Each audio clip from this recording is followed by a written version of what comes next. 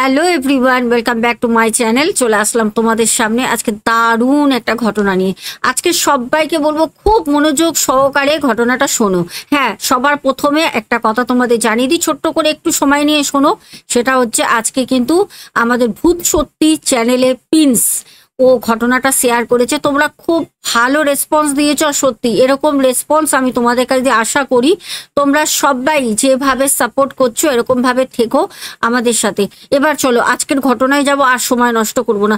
আজকের ঘটনাটা সত্যি তোমরা শোনার পর তোমরাই মতামত দেবে একদম শেষে গিয়ে আজকের ঘটনাটা অলৌকিক না দৈবিক না ভৌতিক, তোমাদেরই বলতে হবে। কারণ আজকের ঘটনাটা আসে হচ্ছে বেনারস থেকে। হ্যাঁ, বেনারস থেকে আজকের ঘটনা আসে, ভাবতে পারছো? আমাদের প্রিয় দর্শক বন্ধু বেনারসে পর্যন্ত আছে, বেনারসে বসে আমার ঘটনা চলে। মানে বুঝতে পারছো আমরা আস্তে আস্তে আস্তে আস্তে সবাই কোথায় এগিয়ে যাচ্ছি, আমাদের চ্যানেলটা আস্তে আস্তে সবার মধ্যে ছড়িয়ে যাচ্ছে। খুব ভালো লাগে যখন দূর দূরান্ত থেকে ঘটনাগুলো আসে। আর হ্যাঁ, আজকে এই প্রসঙ্গে বলে রাখি, তোমরা কে কোথা থেকে আজকে ঘটনা শুনছো অবশ্যই কিন্তু আমাকে কমেন্টে জানিও, খুব ভালো লাগে। তাহলে চলো এবার ঘটনাটা বলি। বেনারস থেকে আজকে পূর্বাশা দিদিভাই, পূর্বাশা সান্যাল দিদিভাই ঘটনাটা শেয়ার করেন। দিদিভাই বলেন যে, সোনা ম্যাডাম, আমি বেনারসে থাকি।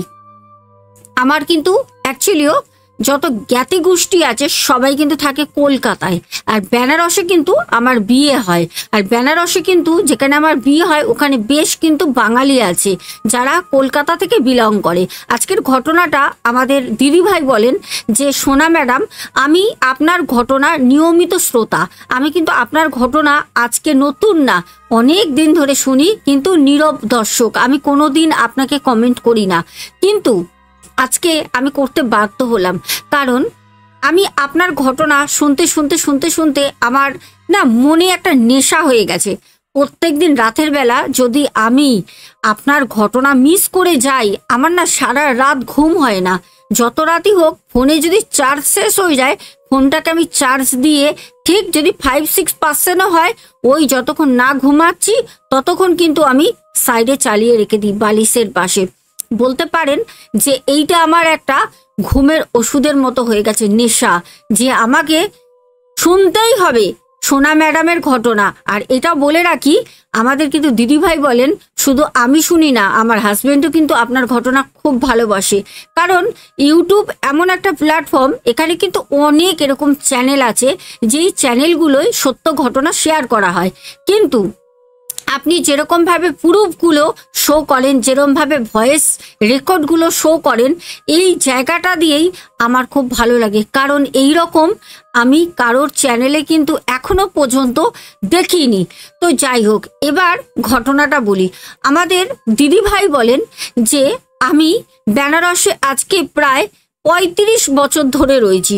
মানে ভাবতে পারছো কতটা বছর। দিদিভাই বলেন এখানে অলি গলি, প্রতিটা গঙ্গার ঘাট, এমনকি মন্দির দর্শন করার মতো জায়গা প্রচুর আছে।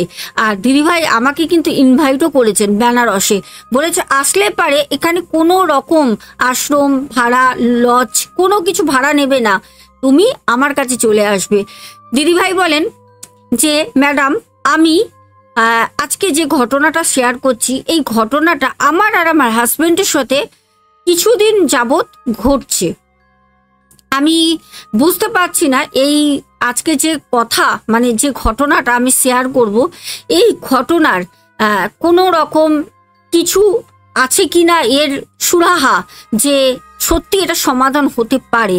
আজকে আপনাকে আমি ঘটনাটা শেয়ার করছি। সোনা ম্যাডাম, আপনি যদি ঘটনাটা শেয়ার করার সাথে সাথে আপনার চ্যানেলে আপনি যদি কিছু টিপস দিতে পারেন, তাহলে হতে পারে আমার মতো অনেকের উপকার হবে। অবশ্যই দেব। এবার ঘটনাটা বলি। আমাদের দিদিভাই বলেন যে, আমি প্রত্যেকদিন রাতের বেলা একটু পুজো পার্বণ করি। আর রাতের বেলা পুজো করাটা হচ্ছে সব থেকে শ্রেষ্ঠ কাজ। আর এইটা হচ্ছে শুধু আমাদের দিদিভাই না, এটা আমিও করি। এটা আমি ছোটবেলা থেকে করি।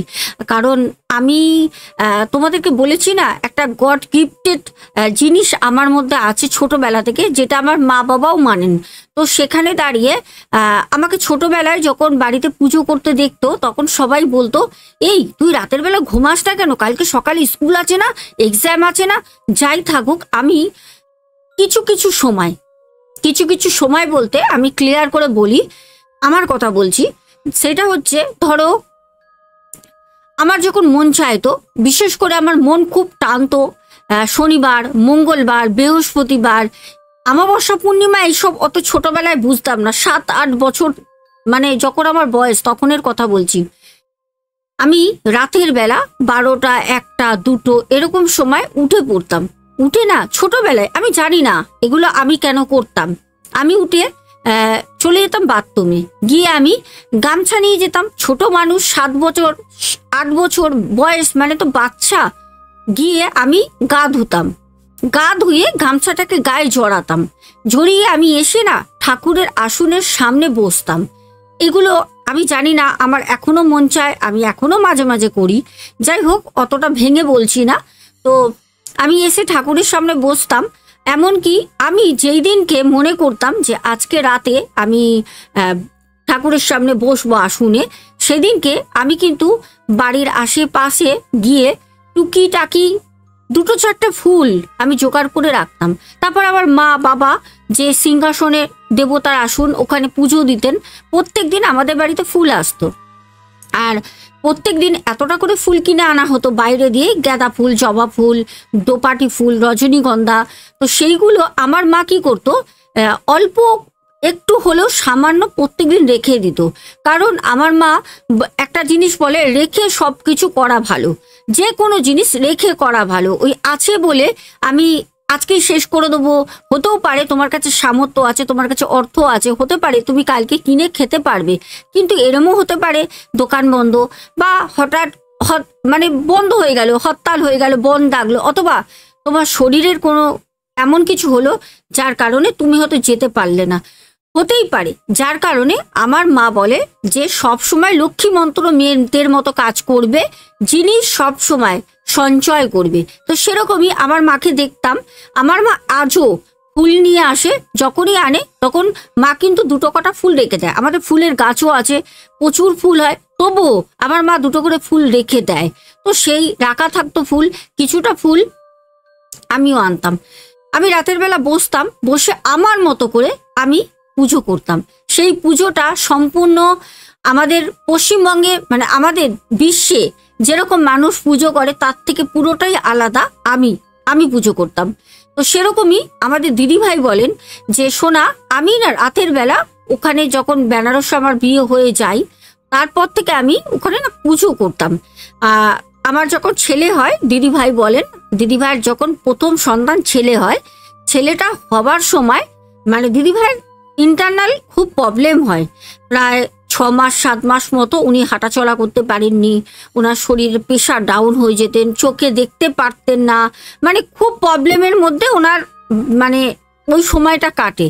দিদিভাই বলেন ওই সময় আমি মনে মনে ভাবি যে হে প্রভু, আমি তো তোমার দৌড়েই থাকি, বেনারসের মতো জায়গা বুঝতেই পারছো, আমরা ছুটে যাই, মানে আমরা সত্যি কথা বলতে টাকা থাকলেও মানুষ যেতে পারে না, হরিদ্বার, বেনারস এসব জায়গাগুলো ভগবানের নিজস্ব জায়গা। তো দিদিভাই বলেন যে আমি যখন এত ভালো একটা ঠাকুরের দৌড়ে থাকি, তখন আমি রাতের বেলা, সারাদিন তো ছেলে ছোট, সময় পাই না, রাতের বেলা পুজো তো করতেই পারি। তো যখন দিদিভাইয়ের প্রথম সন্তান ছেলে হয়, ছেলের নাম অঙ্কুশ, দিদিভাই বলে অঙ্কুশ সান্যাল, বলছে আমার অঙ্কুশ হওয়ার পরে যখন আমারও শরীর খারাপ হয়, ওই দুজন রেস্ট নিতে নিতে, মানে আমার ছেলেও বড় হচ্ছে, আমিও রেস্ট নিচ্ছি, ওই করতে করতে প্রায় 7-8 মাস হয়ে যায়, আমার ছেলেরও বয়স 7-8 মাস হয়ে যায়।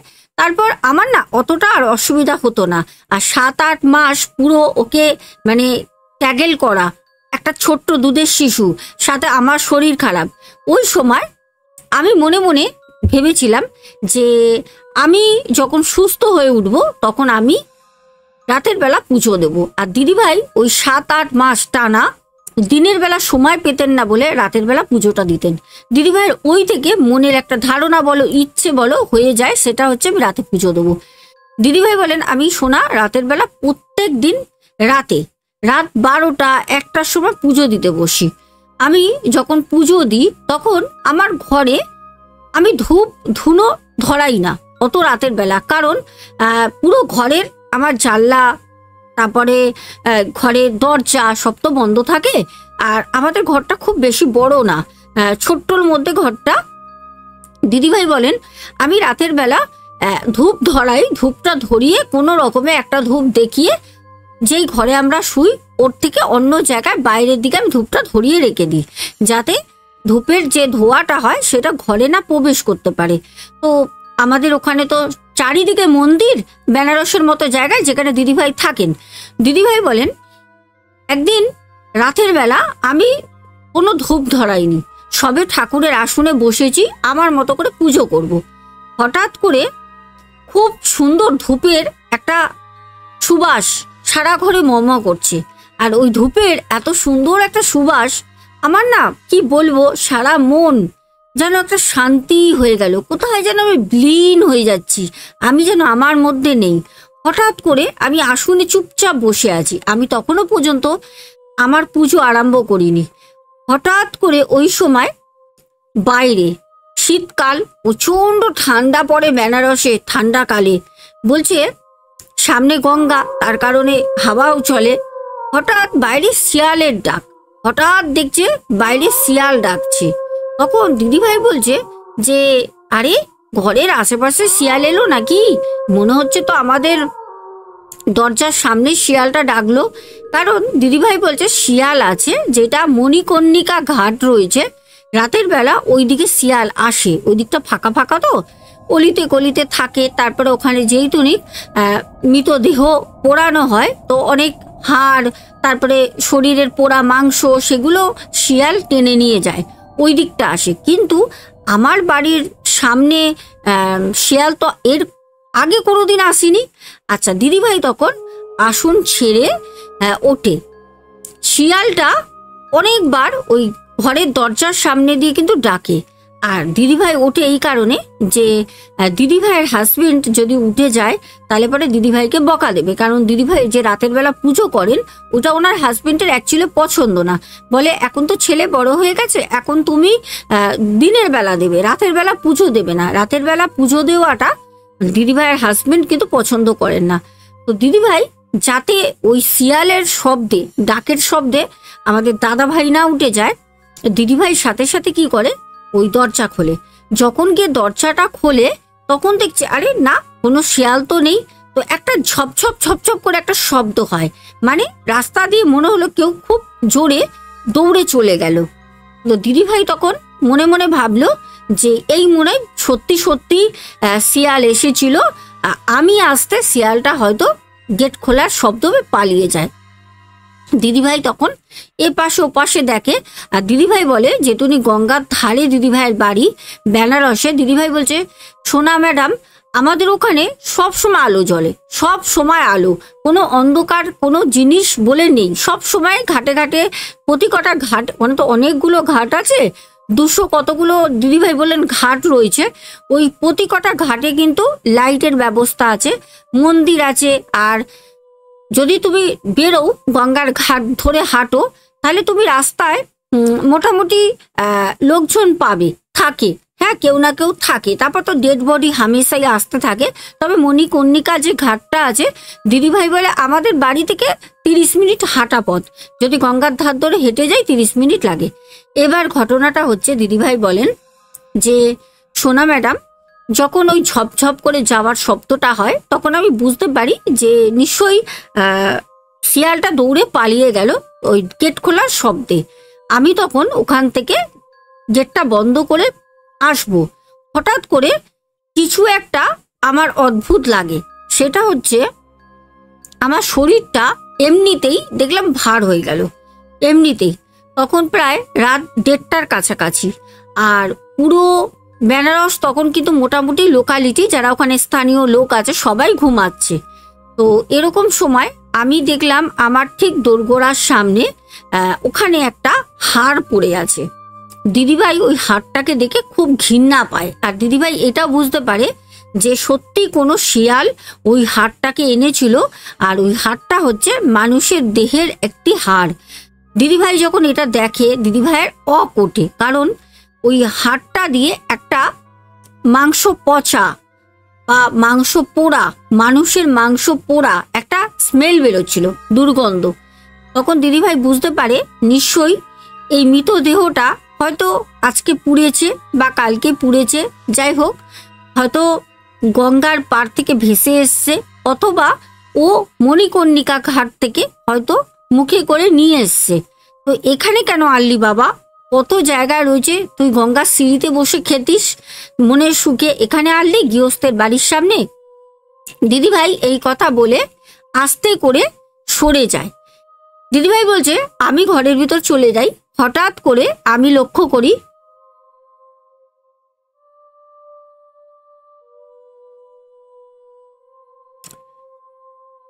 আসলে ব্যাপারটা হলো, আমি তোমাদের সাথে ঘটনাটা বলছি, বাড়িতে কেউ নেই আর আমাদের সোনু ডগি এখানে ঘুমাচ্ছে। আমার ঘরের দরজাটা জাস্ট ভেজানো রয়েছে, আর ঘরের দরজাটা আস্তে আস্তে, তোমরা এই মাইকের জন্য শব্দটা শুনতে পারবে না, ঘরের দরজাটা আস্তে আস্তে আস্তে আস্তে খুলে গেলে একটা car car car car car car car car করে শব্দ হয়, সেম হলো। যার জন্য আমি পেছনে দেখলাম যে কেউ এসে খুলছে নাকি, না কেউ নেই। যাই হোক, এবার আমরা কন্টিনিউ করি। আচ্ছা, এবার সব থেকে বড় কথা, দিদিভাই তখন বলে যে তোর এখানেই খেতে হলো, তুই তো গঙ্গার পাড়ে বসেও খেতে পারতিস। বলে দিদিভাই যখন গেট বন্ধ করে ঘরে যায়, দিদিভাই বলছে সোনা ম্যাডাম, ওই যে একটা মাংস পোড়া পচা দুর্গন্ধ, সেই দুর্গন্ধটা আমার সাথে সাথে না ঘরে প্রবেশ করে। আমি ভালো মতো বুঝতে পারি যে আমার সাথে দুর্গন্ধটা ঘরে এসে গেছে, কিন্তু আমি সেই জিনিসটা কোনো ভুরুক্ষেপ না করে, কারণ এর আগে আমার এরকম কোনোদিন হয়নি, আমি সোজা ঠাকুরের আসনে বসি।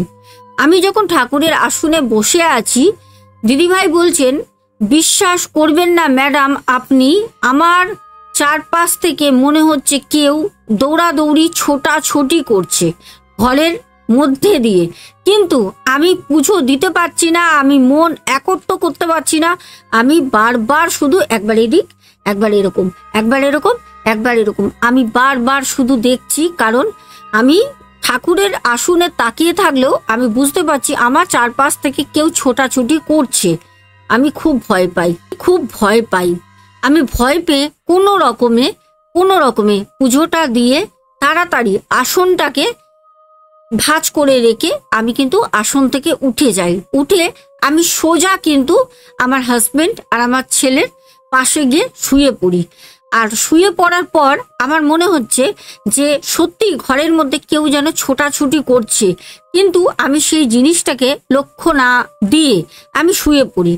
পরের দিন সকালবেলা যখন ঘুম ভাঙে আমার প্রথম, তখন আমি দেখলাম আমার যে ঠাকুরের আসন, সেই আসনটা মানে কি বলবো, যেখানে রেখে উঠেছি, আসনে যারা পুজো করে, এটা তোমরা হয়তো অনেকেই জানবে, এটা না জানলে আমি বলে দিচ্ছি। ঠাকুরের আসন যেটা হয়, ব্রাহ্মণ বা বাড়ির যারা বসে পুজো করেন, আসন কিন্তু পুজো দেওয়ার পর কখনো খুলে রাখতে নেই, মানে আমরা যেরমভাবে খুলে বসি ওরমভাবে খুলে রাখতে নেই। আসন কিন্তু পুজো হয়ে যাবার পর একটা ভাঁজ হলেও আসনে কিন্তু দিয়ে রাখতে হয়, আসন কখনো খুলে রাখতে নেই। এইটা কিন্তু যারা জানো না আমি বলে দিলাম। এবার ঘটনাটা বলি। দিদিভাই বলেন আমি যখন দেখলাম আসন আমার ঠাকুরের স্থানে নেই, আসনটা চলে গেছে আমার খাটের নিচে, আমি অদ্ভুতভাবে মানে চমকে উঠলাম, আশ্চর্য হলাম, এটা কি করে হয়। আমি তো খুব ভালো করে মনে আছে আমার, আমি প্রত্যেক দিন আসন তো গুটিয়ে রাখি, আসন তো আমি আসনের ঠাকুরের সিংহাসনের সামনে গুটিয়ে রেখেছিলাম, তাহলে আসনটা আমার খাটের তলায় কে নিয়ে গেল। আচ্ছা, দিদিভাই বলে যখন আমি রান্নাঘরে যাই সকালবেলা, আমি আগে গিয়ে রান্নাঘরে চা বসাই, আমার হাজবেন্ড উঠে বাথরুমে যান, আমি চা বসাই। আর যেই টনিক ওই সময়টা খুব ঠান্ডা, সকালবেলা উঠেই আগে আমি রান্নাঘরে চলে গেছি। আমি যখন রান্নাঘরে গেলাম তখন আমি লক্ষ্য করলাম যে রান্নাঘরে বাসনপত্র রাতের বেলা কেউ ফেলে দিয়েছে, বাসন পড়ে আছে মেঝেতে, কিন্তু বাসন ফেলার কোনো রকম শব্দ আমি, আমার ছেলে বা আমার হাজবেন্ড আমরা কেউ কিন্তু শুনতে পারিনি। যাই হোক, দিদিভাই সেই জিনিসগুলোকে কিন্তু সবই ভুলে যায়। দিদিভাই বলে সোনা ম্যাডাম, আমি নিজেও ধারণা করিনি যে সত্যি সত্যি এরকম কোনো জিনিস আমার সাথে ঘটছে, যেটা প্যারানর্মাল, যেই ঘটনাটা ঘটছে সেটা অলৌকিক না সেটা দৈবিক।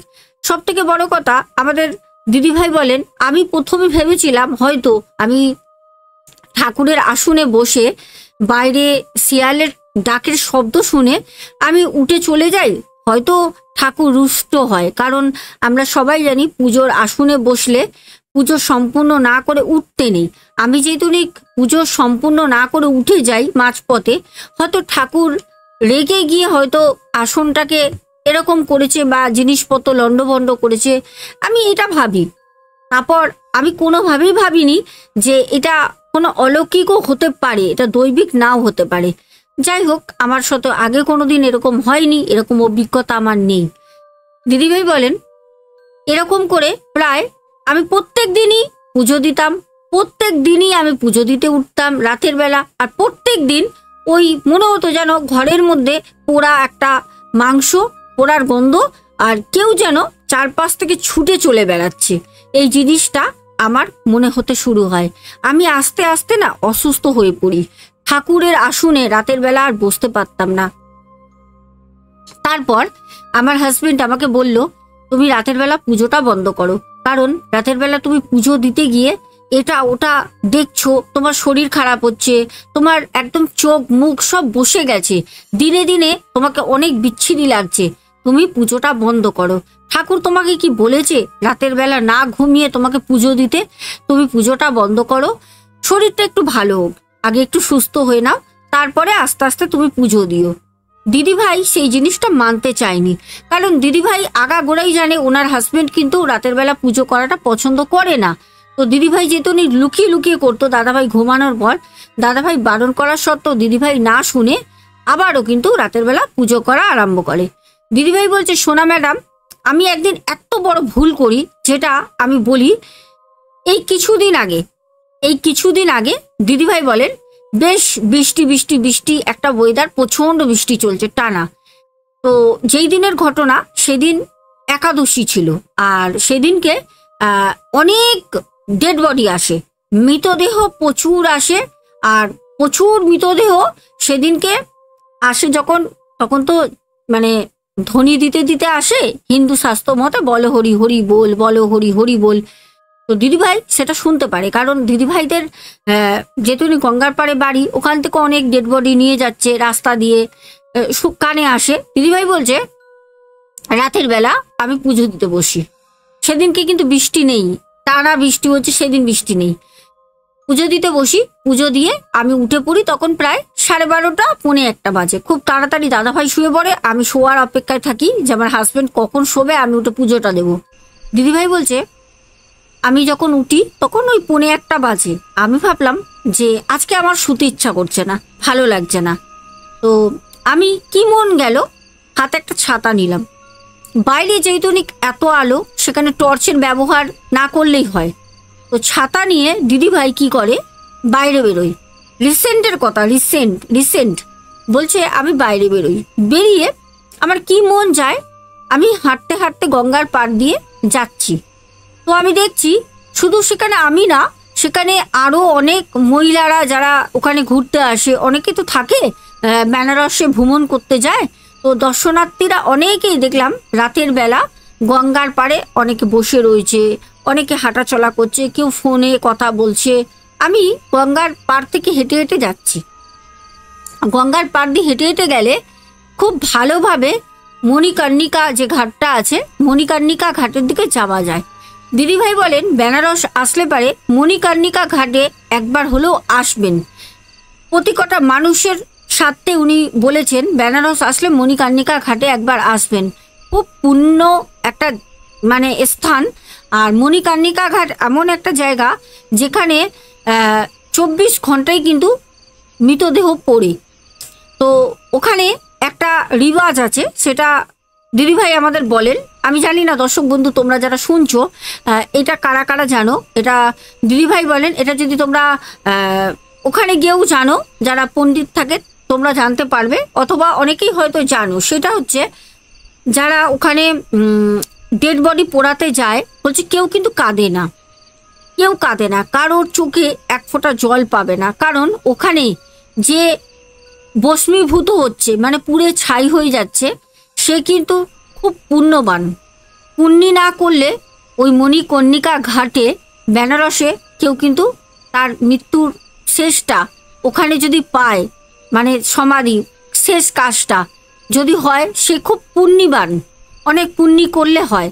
যাই হোক, দিদিভাই বলছে আমার কি মন যায়, আমি একা একা হাঁটতে হাঁটতে ছাতাটা হাতে নিয়ে যাচ্ছি, আমি কিন্তু ফোন টোন কিচ্ছু আনিনি। আমি যখন একটা গঙ্গার ঘাট পার হই, আর একটা গঙ্গার ঘাটের দিকে আমি এগোচ্ছি, আমাকে একজন ওখানে অনেক সন্ন্যাসী আঘরি টাইপের একজন বাবা আমাকে ডাকছে, হিন্দিতে আমাকে বলছে, এ বেটি ইতনে রাত কো তু কাহা যা রা হে। তখন আমি বলি যে বাবা তুম হামকো বুলা রही हो। তখন বলছে হ্যাঁ হ্যাঁ मैं तुझको ही बुला रही हूँ, इधर आ मेरे पास आ। তখন দিদিভাই বলছে আসলে আমি ভয় পাই না, কারণ আমি তো ওখানে 35 বছর ধরে রয়েছি, ওখানে আঘরি বাবা, ওখানে অনেক সন্ন্যাসীরা থাকেন, তো তারা কিন্তু খারাপ হয় না, তারা যথেষ্ট ভালো। তখন আমাকে উনি ডাকতে আমি ওনার কাছে যাই, সারা শরীরে শুধু সাদা ছাই মাখা, সেগুলো হচ্ছে মণিকর্ণিকা যে ঘাটটা রয়েছে, ওখানে যে মৃতদেহগুলো পোড়ানো হয়, সেই দেহ পোড়ানোর ছাইগুলো ওই আঘরি বাবারা মাকে। ওখানে যারা গেছো তোমরা হয়তো দেখতে পারবে, আর ওখানে যারা থাকে তারা এগুলো জানে।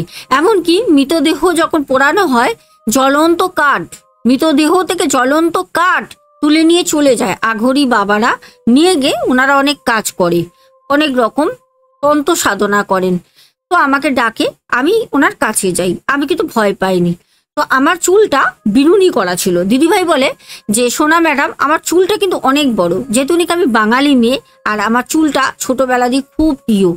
তো আমার চুলটা দেখে ওই আঘরি বাবা আমাকে বলে যে বেটি তেরা যে লম্বা লম্বা বাল হে না, ইসকো বাত লো। হয়তো দর্শক বন্ধুরা সরি চেয়ে নিচ্ছি, কারণ আমি হিন্দি পারি না, জাস্ট ট্রাই করছি দিদিভাইয়ের মতো বলার। দিদিভাই তো খুব ভালোভাবে বলেছেন, বলছে তোমারা যে বাল হে না, এ जो চটি কিয়ে হো, এই চটি কো বাত লো। তো দিদিভাই সাথে সাথে খোপা করে নেয়। দিদিভাই বলছে সোনা ম্যাডাম আমাকে যখন এই কথাগুলো বলছে, আমার না সারা শরীর কাঁপছে, জানি না কেন। আর গঙ্গার ধার থেকে একটা শব্দ, হাওয়ার যখন ঝড় ওঠে না, একটা দেখবে শো শো করে একটা হাওয়ার শব্দ,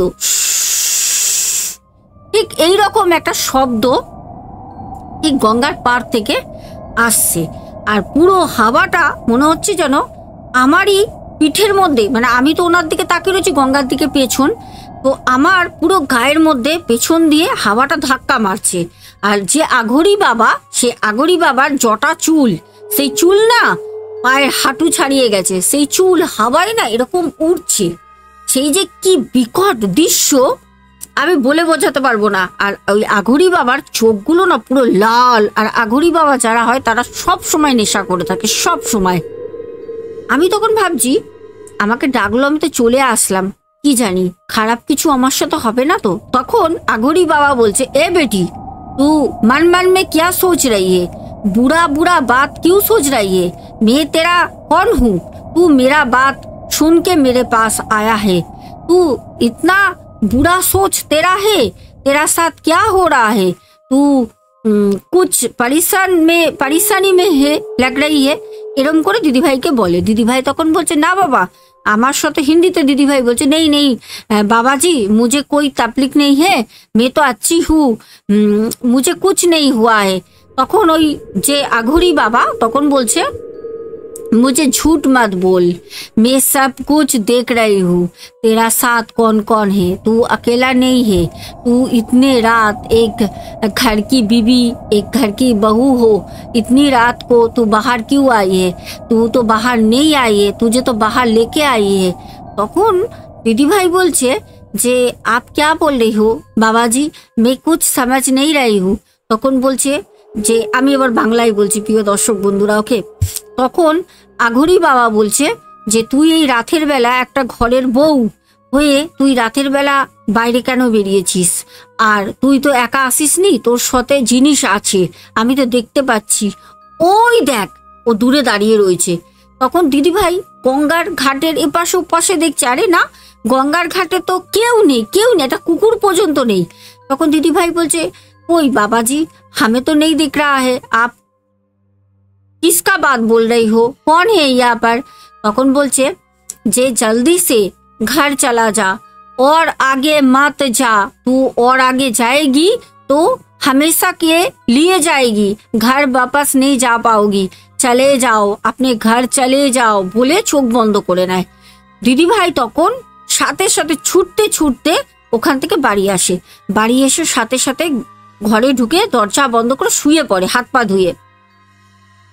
দিদিভাই বলছে, সকালবেলা যখন আমি ঘুম থেকে উঠি, এসে তো শুয়ে পড়ে, 7-5 অনেক চিন্তা হয়, তারপর একটা সময় ঘুম আসে, শুয়ে পড়ে। বলছে সকালবেলা যখন উঠি না, তখন বিশ্বাস করবে না, দুটো জোড়া ছোট ছোট কঙ্কালের মাথা, ছোট ছোট কঙ্কালের মাথা আমার চৌকাটের সামনে বসানো।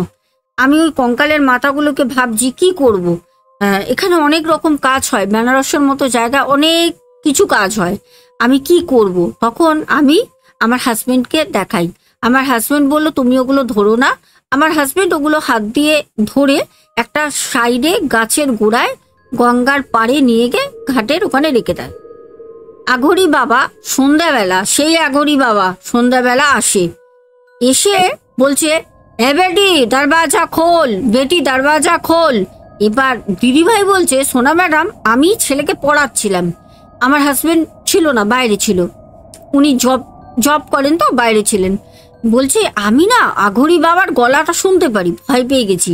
আমি সাথে সাথে দরজাটা খুলি গিয়ে আমি বলছি, বাবাজি আপ यहाँ पर, और आप कैसे जानते हो मैं इस घर में रहती हूँ? তখন বলছে যে मैं सब कुछ जानती हूँ, वो जो मुंडी रखी थी ना रात को तू घर में घुस जाने के बाद, तो मुंडी कहाँ है? বলছে মুন্ডি? তখন বলছে, বাবা ওই কঙ্কালের মাথা তুমি রেখে গেছিলে? বলছে हाँ मैं ही रखा था, नहीं तो तेरा साथ तो वो तेरा घर में घुस जाता, इसलिए मैं इसको रख के उसको काट दिया। তখন বলছে, বাবা তুমি আমাকে রক্ষা করেছো, বাবা তুমি আমাকে রক্ষা করেছো, তুমি বাঁচিয়েছো বাবা। তখন বলছে, যা, तेरा साथ और बुरा कुछ नहीं होगा, मैं हूँ तेरे साथ, और मैं कल रात को तुझे नहीं देखता तो अभी तू जिंदा नहीं होती। যাই হোক, দিদিভাই তখন বাবাকে দেখিয়ে দেয়, বাবা আমার হাজবেন্ড ওই দেখো ওই গাছের গোড়ায় গঙ্গার ধারে ঘাটের ওখানে দুটো মাথা বসানো আছে।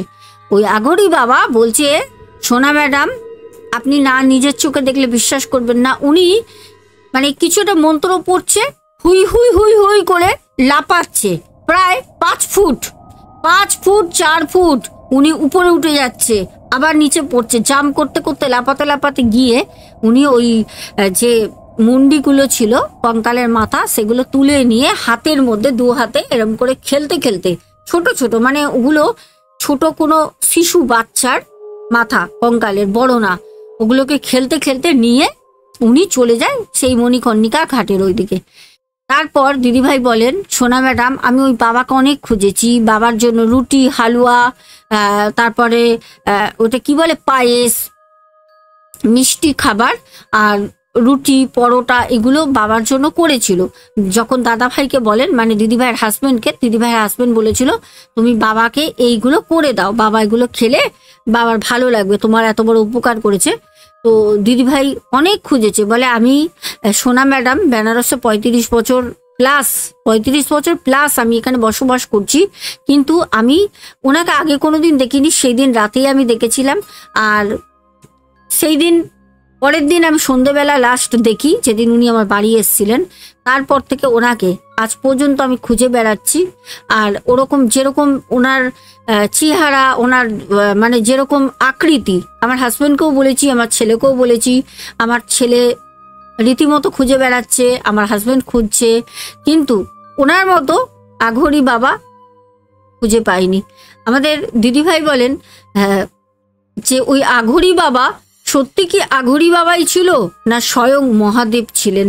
কারণ মহাদেব কিন্তু সত্যি সত্যি মানুষের ওখানে বেনারসে না উনি উপকার করেন, ঘুরে ঘুরে বেড়ান। যেরকম আমাদের শ্রীক্ষেত্র পুরীধাম, পুরীতেও কিন্তু আমাদের জগন্নাথ বলরাম সুভদ্রা ওনারা কিন্তু ঘুরে বেড়ান। মানুষের মতো রূপ ধরে ঘুরে বেড়ান, মানুষের অনেক অনেক উপকার করে চলে যায়। এটা কিন্তু পরে জানতে পারে এরকম আমাদের সাথেও ঘটনা ঘটেছে, আর এরকম ঘটনা অনেকের সাথে ঘটেছে। পুরীতে গিয়েও আমাকে ঘটনা শেয়ার করেছে। আর আমাদের দিদিভাই বলে যে সোনা ম্যাডাম, আমার যেটা নিজের ওপিনিয়ন, যে ওটা কোনো আঘরি বাবা ছিলেন না, ওটা স্বয়ং দেবাদিদেব মহাদেব ছিলেন। তো প্রিয় দর্শক বন্ধুরা, আজকের ঘটনাটা কেমন লাগলো আশা করি ভালো লেগেছে, কমেন্টে জানিও। সবাই সাথে থেকো, চ্যানেলটাকে সাবস্ক্রাইব করো। খুব তাড়াতাড়ি আসবো কিছু ভিডিও, কিছু ভয়েস নিয়ে। আসলে তোমরা সবাই জানো আমার ফোনের অবস্থাটা, আর এই সময় এই মুহূর্তে তোমরা দেখতে পাচ্ছ সেট আপটা সাজিয়ে তুলেছি তোমাদের জন্য প্রফেশনাল ভাবে, যাতে তোমরা এত সময় দিয়ে আমার ঘটনাগুলো শোনো। তোমাদেরকেও আমার কিছু উপহার দেওয়াটা দরকার, যার জন্য কিছুটা ভালো করার চেষ্টা করেছি। এই মুহূর্তে এখন হট করে ফোনটা সারানোর মতো সামর্থ্য আমার কাছে নেই, পরিষ্কার কথা বললাম, ঠিক আছে? একটু সময় লাগবে, ফোনটা আস্তে মাসের মধ্যে সারিয়ে নেব, কারণ সেট আপটা তৈরি করতেও বেশ কিছু কিন্তু অ্যামাউন্ট গেছে। তো পুরোটাই কিন্তু নিজস্ব। এখানে তোমাদের দাদাভাই বলো বা আমার বাড়ি থেকে আমার মা বাবা বলো, কেউ কিন্তু এর মধ্যে কোনো ইনভেস্টমেন্ট করেনি, পুরোটাই কিন্তু আমার নিজের ইনভেস্টমেন্ট করা। তো আর আমি এরকমই একজন সেলফ ডিফেন্স মানুষ, সেটা হচ্ছে আমি কারোর কাছ থেকে কিছু চাই না, যেটা আমি নিজে করতে পারবো আমি সেটা নিজে করি, এরকমই আমি। যাই হোক, আজকে আসবো, সবাই খুব ভালো থেকো। আজকের মতো টাটা, গুড নাইট, চল।